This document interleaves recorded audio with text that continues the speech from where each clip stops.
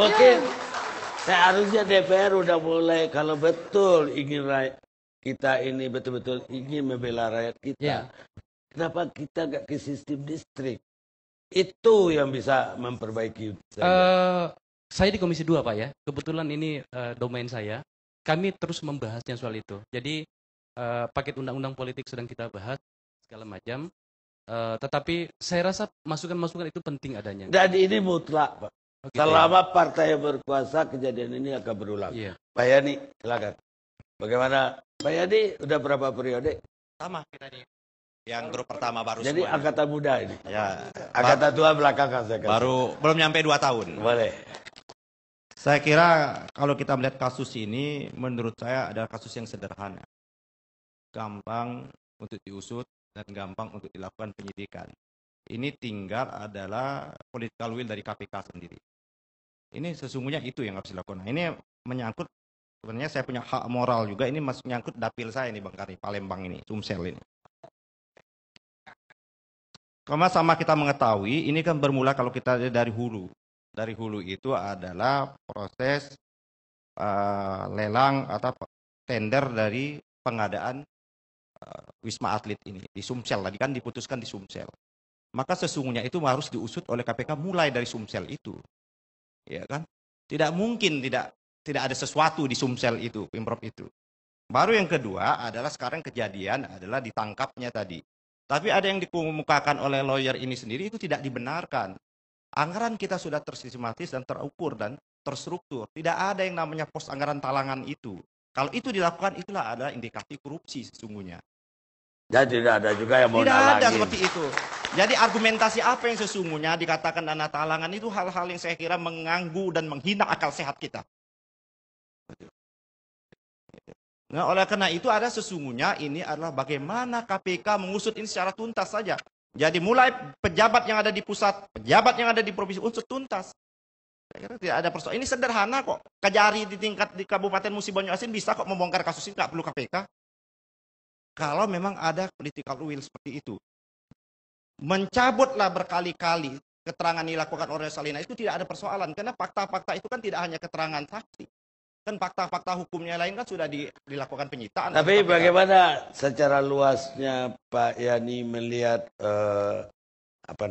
anggaran yang betul-betul rakyat menyorotinnya itu? Ya, tadi apa yang dikemukakan oleh Bung Akbar Faisal ya seperti itu. Ini kue pembangunan ini akibat kue kita ini kecil. Dalam rangka kue kecil ini memang banyak orang yang memperebutkan. Dalam rangka untuk memperebutkan pasti banyak ada mediasi-mediasi. Calo-calo itu banyak sekali terjadi. Jadi di DPR itu kalau gampang Bang Karni kalau mau melihat itu datang saja ke DPR di kantin bawah itu berkumpulan itu para yang memproklamirkan diri yang memudahkan dan bupati-bupati itu menginginkan itu kok. Ini kan proses yang real yang terjadi. Nah, mekanisme inilah yang seharusnya dirubah dan ditata sedemikian rupa. Saya tidak di badan anggaran tidak tahu ini.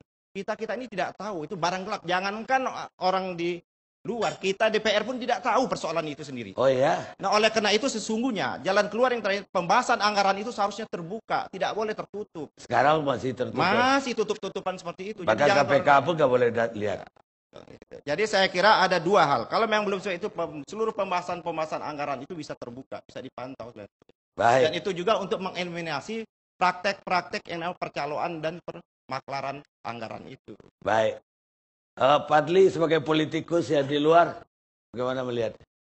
Ya, tentu kita sebetulnya berharap banyak dari proses politik yang kita pilih, yaitu demokrasi. Tetapi demokrasi, kenyataan demokrasi kita sekarang ini sudah menjadi demokrasi hitam. Black democracy menurut saya. Dan apa yang terjadi ini adalah satu refleksi dari pengkhianatan elit, ya. The betrayal of the elites. Dan the betrayal of the elites ini terjadi di legislatif, di eksekutif, ya. Apalagi kalau kita lihat dari sisi anggaran tadi, uang itu sebetulnya ada. Tetapi uang itu bocor semua di jalan, ya. Dan bocornya itu ya karena ada grand corruption.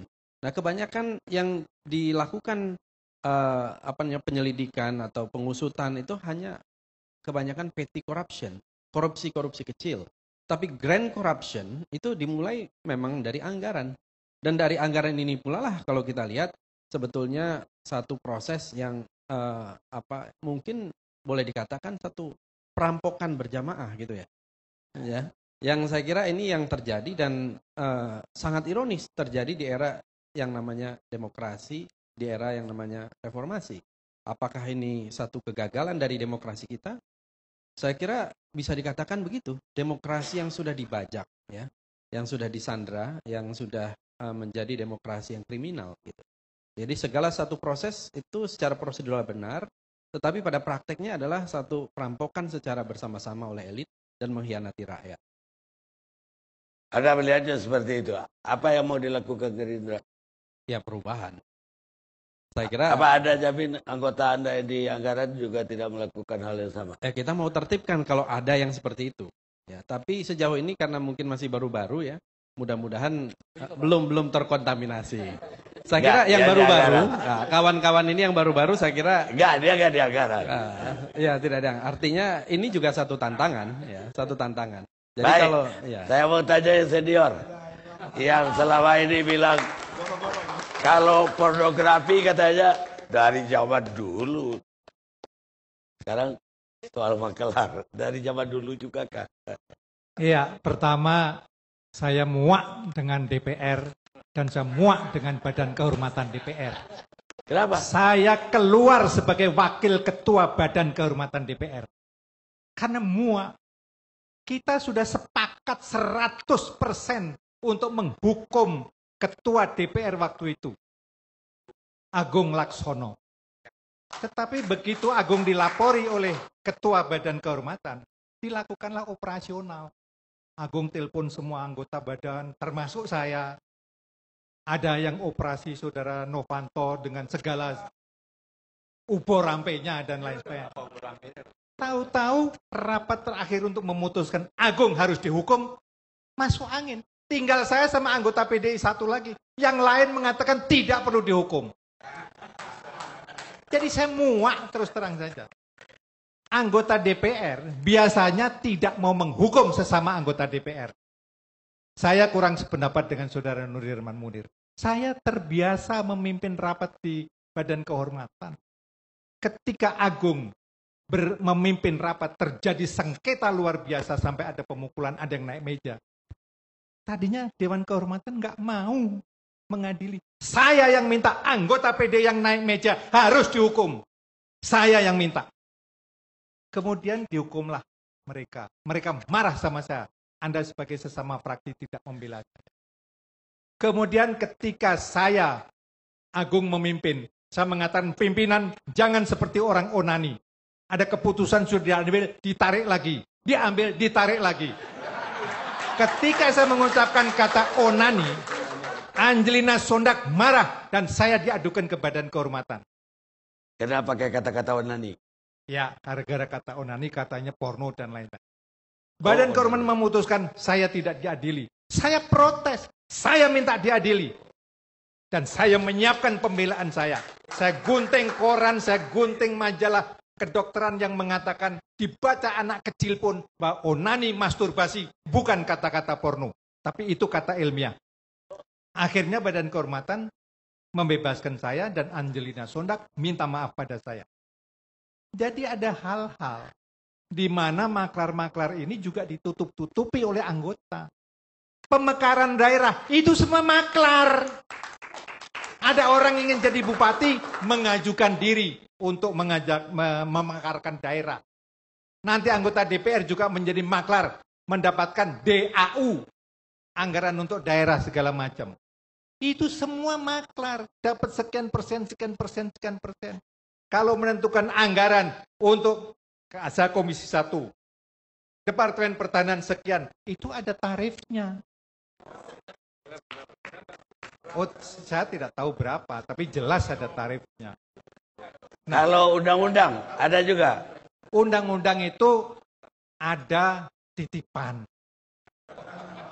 Jadi satu pasal saja sudah cukup, perusahaan asing bisa mendominasi seluruh perusahaan. Undang-undang pertambangan, undang-undang air, undang-undang kehutanan. Itu titip satu pasal saja bayarannya tinggi.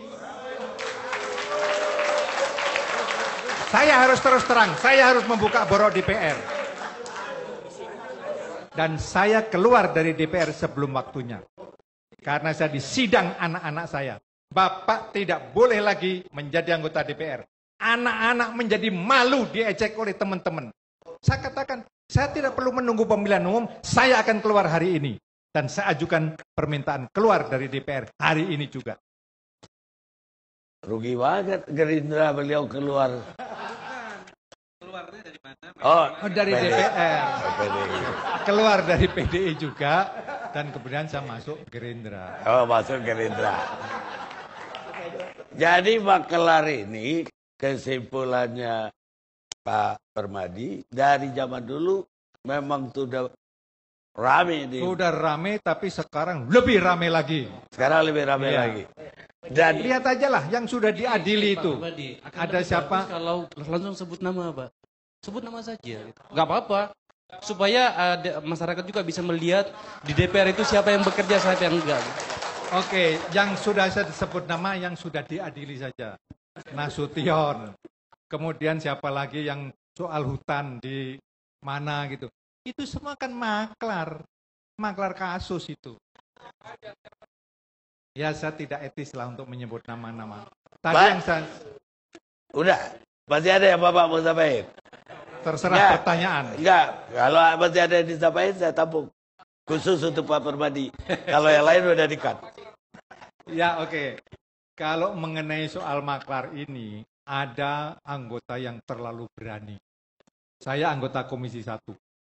Ada anggota DPR yang berani mengutus seorang pengusaha ikut rombongan Departemen Pertahanan ke Rusia. Orang itu mengaku saya staf ahli anggota DPR.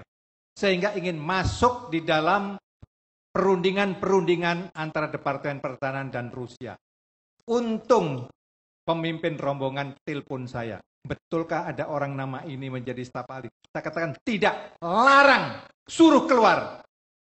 Akhirnya yang mempunyai sekretaris itu minta maaf pada saya. Sekalipun yang lain memaki-maki saya. Saya tidak mau menyebut. Tapi pertanyaan lain Pak. Apa benar masing-masing partai punya orang untuk mengumpulkan dana lewat anggaran? Pasti seorang anggota panitia anggaran harus setor ke partai. Karena itu saya 3 kali ditunjuk menjadi anggota panitia anggaran. Saya selalu menolak. Karena saya tidak mau setor partai. Dan saya tidak mau menerima apapun amplop. Baik pemirsa, kita percaya apa yang dikatakan Pak Permadi. Kita istirahat sejenak.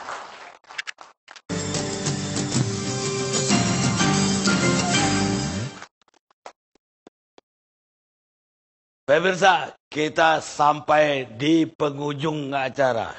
Saya mau tanya 2 akademisi, tapi sebelumnya Pak Amir mau menambahkan.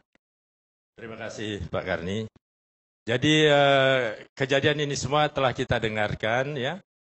Saya kira perlu ada langkah pencegahan.